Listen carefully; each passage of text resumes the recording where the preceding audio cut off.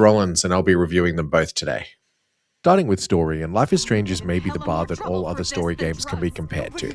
LIS tells the story of Max, a teenage photography student who discovers she has time-altering powers just in time to save an old friend's life. Chaos ensues, friendships rekindle, mysteries form and are solved in a wild ride with plenty of heart and charm, and ending with a choice that'll break your heart. Before the Storm is a prequel, so the story has no stakes as far as the overall story is concerned, but provides amazing context for the events of Life is Strange and really deepens your relationship with its characters. If Life is Strange is a murder mystery, Before the Storm is a romance, and while you can play them in any order, I played them in release order, and while playing Before the Storm, I wish I'd played that first. Story scores are an 8.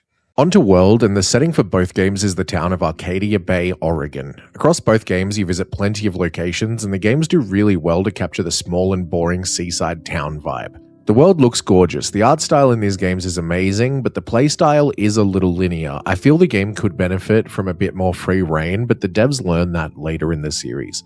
Both games get an 8 for World. On to characters, the strongest point in these games. The games masterfully allow you to know these characters. You get immersed in them and feel the relationships almost as if they're your own, the good ones and the bad ones. There's the playables, Max in Life is Strange and Chloe in Before the Storm, and a massive cast of side characters that you can get to know and love or hate. The beautiful thing is how every character feels unique and thought out with their own agency, and that it feels like their lives exist outside of the main character's bubble. Characters get a 10. Next is sound, and these games executed the needle drops to perfection. Expertly curated soundtracks, English band Daughter providing an entire album for Before the Storm, emphasized the highs and lows of both stories and add huge emotional weight. Voice acting performances are rock solid even though Chloe's VA changes between games. The only downside is some super cringe dialogue even for teenagers in the mid-2010s. Ready for the mosh pit, shakabrah. Sound gets a 9. Last is gameplay, and being story-based games, the actual gameplay is lacking, but it is more than engaging enough.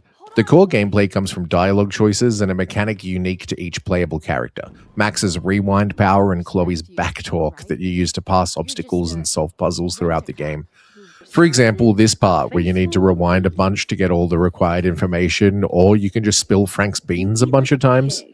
Try the floor. I was eating those beans. Are you fucking insane?